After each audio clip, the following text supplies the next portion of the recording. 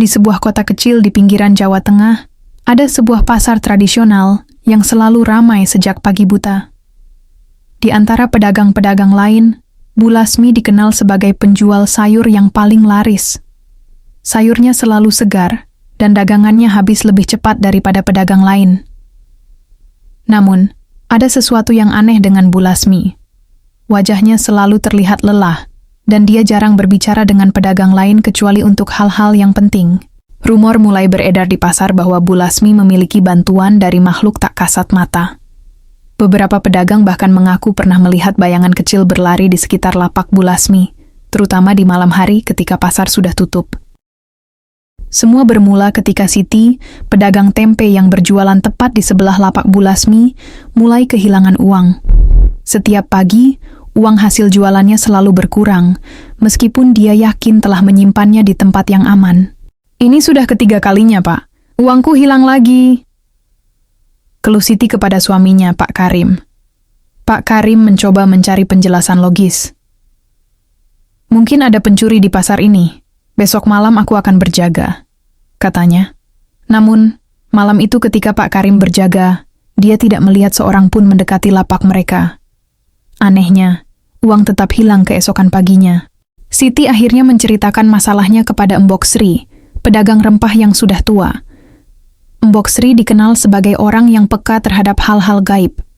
Mendengar cerita Siti, wajah Mbok Sri langsung berubah serius.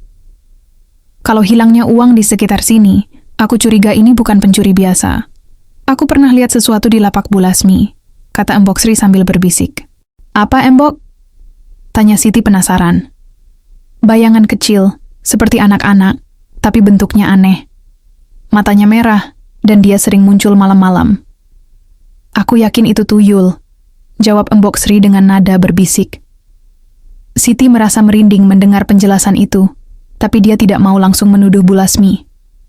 Siti dan Pak Karim memutuskan untuk memasang kamera tersembunyi di lapaknya. Mereka berharap bisa menangkap siapapun yang mencuri uang mereka. Malam itu, mereka meninggalkan kamera menyala dan pulang ke rumah dengan perasaan campur aduk.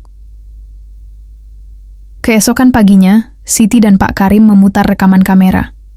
Mereka terkejut melihat sebuah bayangan kecil berlari di antara lapak-lapak pedagang.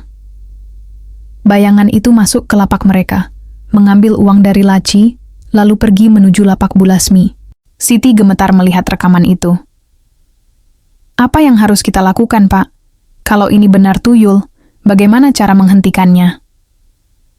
Pak Karim tidak langsung menjawab. Dia hanya memegang tangan Siti erat-erat, mencoba menenangkan istrinya. Siti akhirnya memutuskan untuk berbicara langsung dengan Bu Lasmi.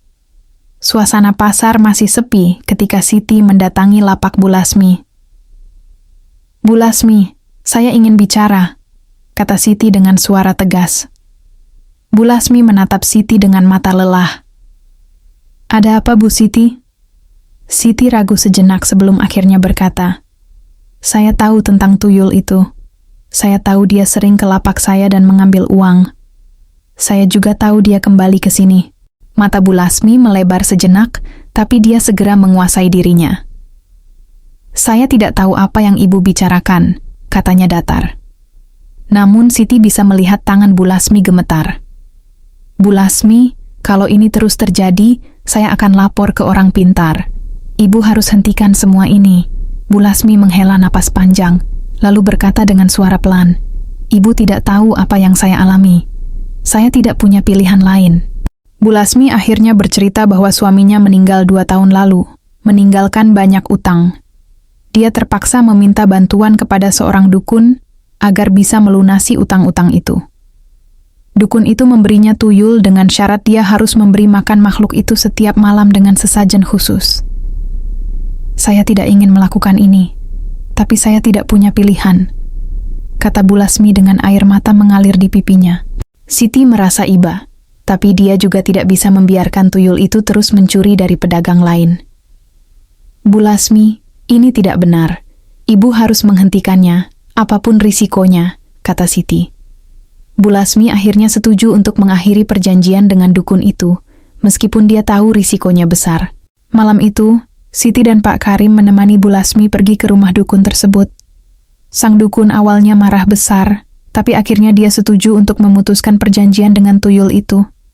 Ritual pemutusan berlangsung hingga tengah malam, diiringi suara-suara aneh dan bayangan yang bergerak di sudut-sudut ruangan. Setelah ritual selesai, Bu Lasmi merasa seperti beban besar telah terangkat dari pundaknya. Tuyul itu tidak pernah muncul lagi, dan uang di lapak Siti tidak pernah hilang lagi. Namun, Bu Lasmi harus menanggung akibatnya.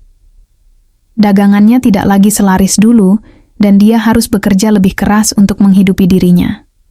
Meski begitu, dia merasa lega karena tidak lagi bergantung pada makhluk gaib. Di pasar itu, cerita tentang tuyul Bu Lasmi menjadi legenda yang diceritakan dari generasi ke generasi. Orang-orang percaya bahwa ketamakan bisa membawa bencana, dan tidak ada yang lebih berharga daripada hidup dengan cara yang jujur.